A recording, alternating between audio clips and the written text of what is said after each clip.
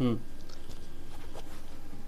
of you are warm welcomed in the second day class of English with depth of my heart and soul, है ना। दिल की गहराइयों से आप सबों को दूसरे दिन के क्लास में स्वागत है। जैसा कि कल हम लोग एक दूसरे से परिचित हुए थे, है ना। We introduced ourselves to one another. I came to know your name, where you are coming from. Similarly you also came to know me. इस प्रकार हम आपको जाने, उसी प्रकार आप भी हमको जाने। लेकिन ये जानने का जो क्रम है ये एक दिन में स्पष्ट नहीं हो पाता है ना। 3-4 दिन आप क्या सोच रहे हैं, कैसे सोच रहे हैं किसी बातों को, यानी आपके सोचने के तरीके में वास्तव में कहाँ दिक्कतें आ रही है, इन सभी पक्षों को हम लोग धीरे धीरे जान पाएंगे। तो जैसा कि हम सब जानते हैं कि बिफोर वी डू एनीथिंग, जिससे पहले कि कुछ करें, कुछ करने से पहले हमारा एम या हमारा टारगेट तो स्पष्ट होना चाहिए ना। अगर हमारा ऑब्जेक्टिव, अगर हमारा पर्पस क्लियर नहीं रहेगा तो उस परिस्थिति में क्या होगा? वी विल बी डायरेक्शनलेस, दिशाहीन हो जाएंगे। And we will not reach to any destination whatever we want. जो कुछ भी हम लोग चाहते हैं एक निश्चित डेस्टिनेशन पर कभी नहीं पहुंच पाएंगे। So it should be very clear. Our objective of learning English should be very clear. So in that context, I would like to know from Babita. Tell me, why do you want to read English? आप English पढ़ना क्यों चाहती हैं? मेरा am teacher बनना है। Your aim is to be a teacher. As I have seen in yesterday's test, आपके कल के टेस्ट में जो लिया गया था ना, उसमें आपने लिखी थी, उसको हम पढ़े हैं। Very good. तो टीचर बनना है, तो टीचर बनने के लिए इंग्लिश की ज़रूरत तो पड़ेगी। इंग्लिश की आवश्यकता पड़ती है। बहुत अच्छे, बहुत अच्छे। इसीलिए आपको इंग्लिश जानना है। बैठ जाइए। Tell me Payal, why do you want to learn English? अभी जिस समय में हम लोग रह रहे हैं उस समय में इंग्लिश को भी बहुत महत्व दिया गया है, जिसके लिए इंग्लिश की जानकारी होना वेरी इंपॉर्टेंट, बहुत आवश्यक है। बहुत अच्छे। इसीलिए मैं इंग्लिश जानना चाहती हूँ। The world we are living in today, English has a very great interest.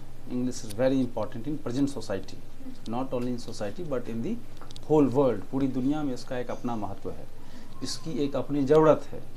अगर इस ज़रूरत की आपूर्ति हम नहीं कर पाते हैं या इस ज़रूरत को पूरा नहीं कर पाते हैं तो इस दुनिया के रेस में कहीं ना कहीं पीछे रह जाते हैं। ऐसा होता है ना।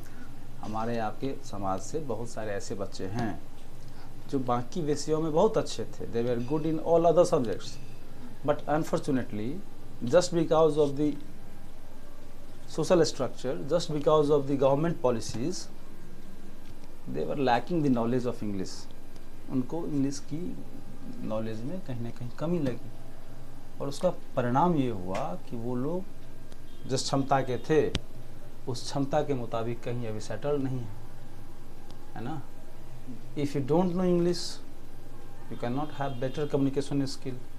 बहुत जगह प्राइवेट संस्थाओं में अगर हम और आप जाते हैं तो वहाँ जो प्राइवेट संस्था में जो रिक्वायरमेंट्स होती है उसमें से एक आता है कि आपका कम्युनिकेशन स्किल बेहतर होना चाहिए। कम्युनिकेशन डजंट मीन कि आपका लोकल लैंग्वेज अच्छा है तो you are applicable. No, they require you should have good communication skill of English. You should have the ability to speak in English. So these are the major criteria.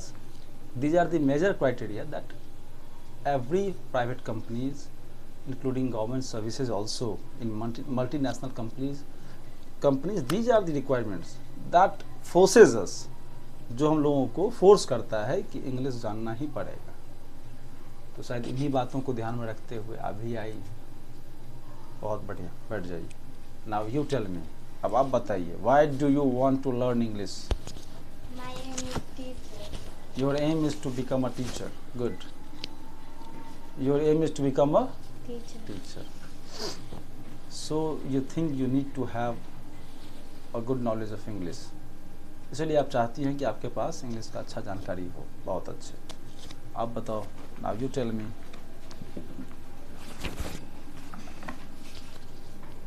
Teacher बनना है।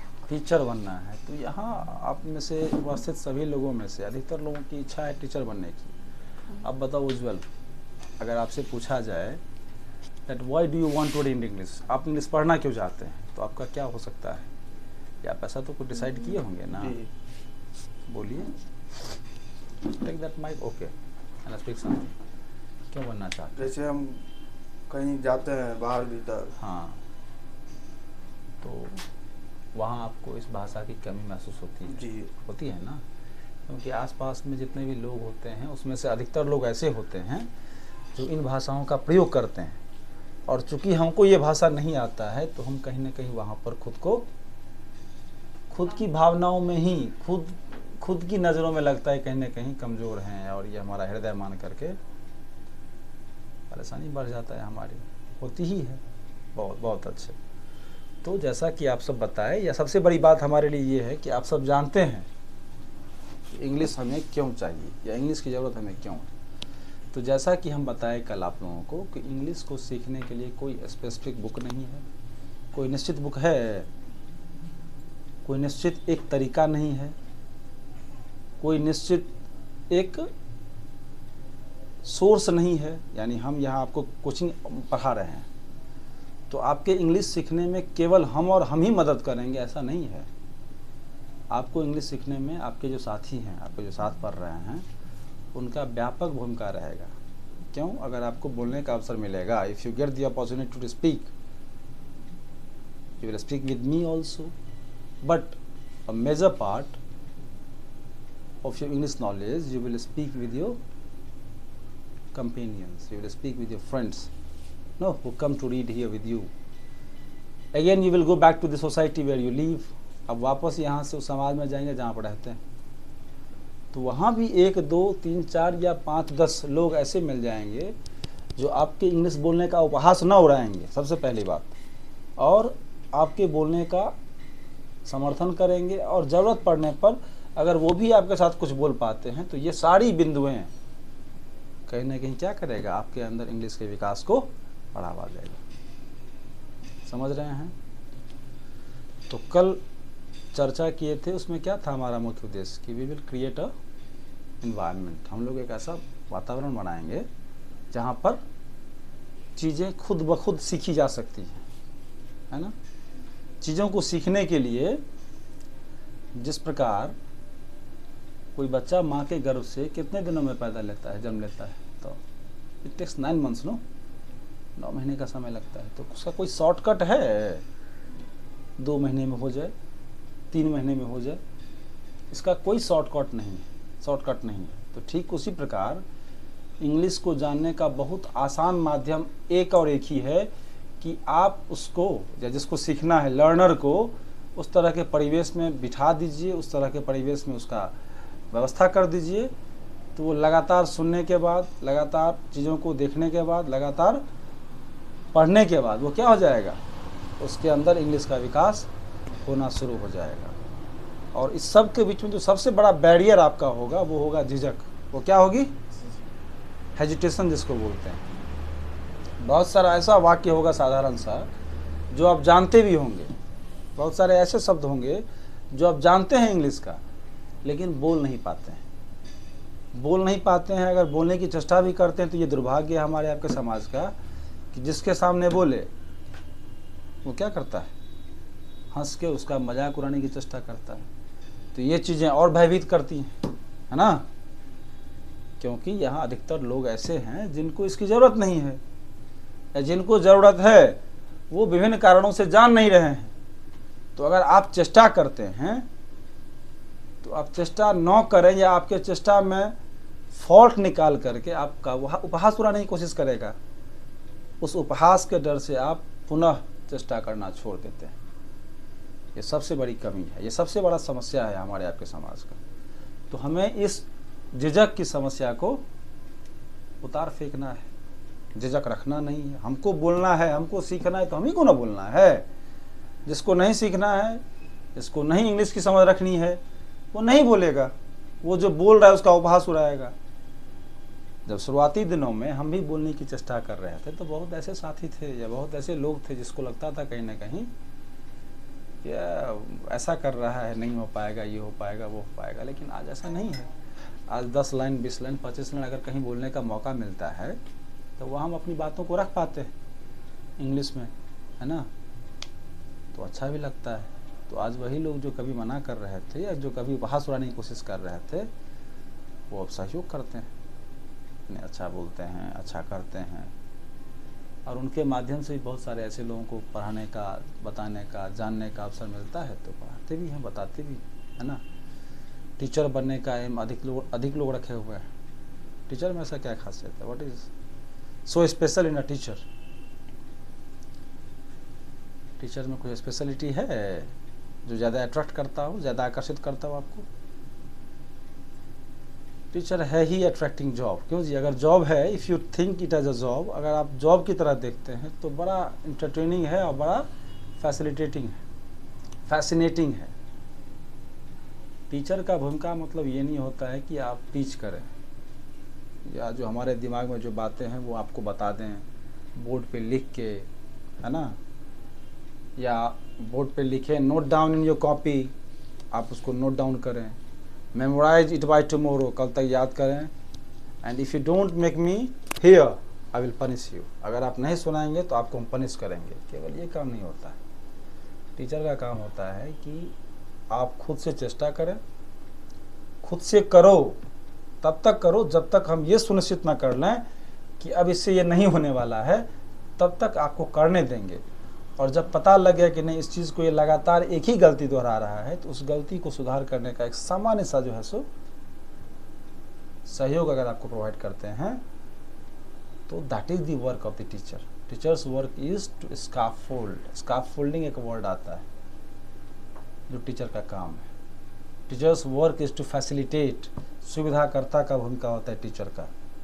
सुविधाकर्ता मतलब किन्हीं चीज़ों को जानने में, किन्हीं चीज़ों को समझने में अगर आपको असुविधा हो रहा है तो सामान्य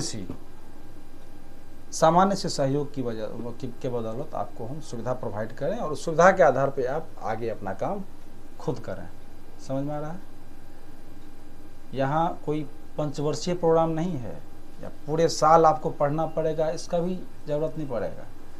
4 से 5 महीने या 6 महीना भी मैक्सिमम आप लगातार हमारे साथ जुड़े रहें, या जैसा हम कह रहे हैं पढ़ने के लिए, ऐसा हम कह रहे हैं, the way I am telling you to read, जिस तरह से पढ़ने की बात हम बता रहे हैं आपको, ये केवल इंग्लिश में लागू नहीं होता है, ये बाकी विषयों में भी लागू होता है, वर्ड बाय वर्ड चीज़ों को पढ़ने की। क्योंकि कोई ऐसे टीचर नहीं है जो ऐसा कुछ बताते हैं जो आपके बुक में ना हो, है ना। ऐसा कुछ नहीं कोई बताता है जो आपके किताब में या जो आपको दिया गया है जिसको पढ़ के आपको काबिल बनना है, ऐसा कुछ नहीं है जो उसमें नहीं है। तो आपको हम जोड़ना चाहेंगे बुक से। आपको कहाँ जोड़ेंगे?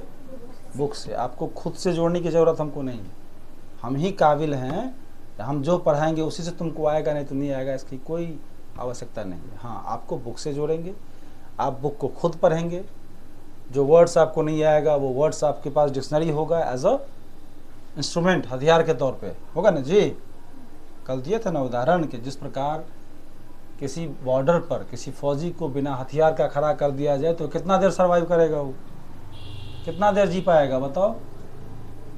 जब तक वार नहीं होगा तभी तक न जी पाएगा। इस प्रकार आप लोगों का 10th तक कंपलसरी था नहीं, तो आप लोग बिना हथियार के भी 10th तक आराम से क्रॉस कर लिए। लेकिन अब क्या है?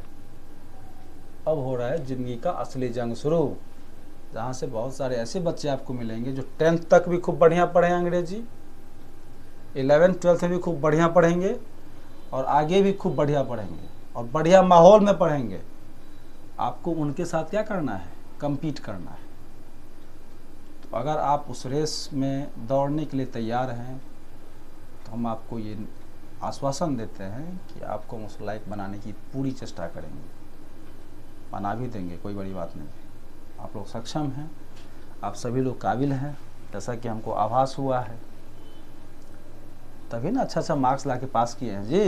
Is it possible to pass without having the knowledge? बिना ज्ञान का पास होना संभव है? Not possible. तो you all are ambitious, you all are so excited that makes me excited. आप लोग इतने उत्साहित हैं जो हमको उत्साहित बनाता है ना।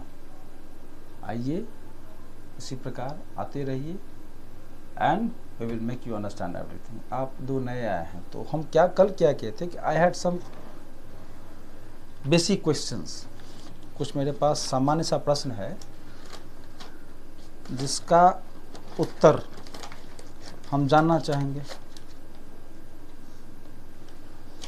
दे देते हैं।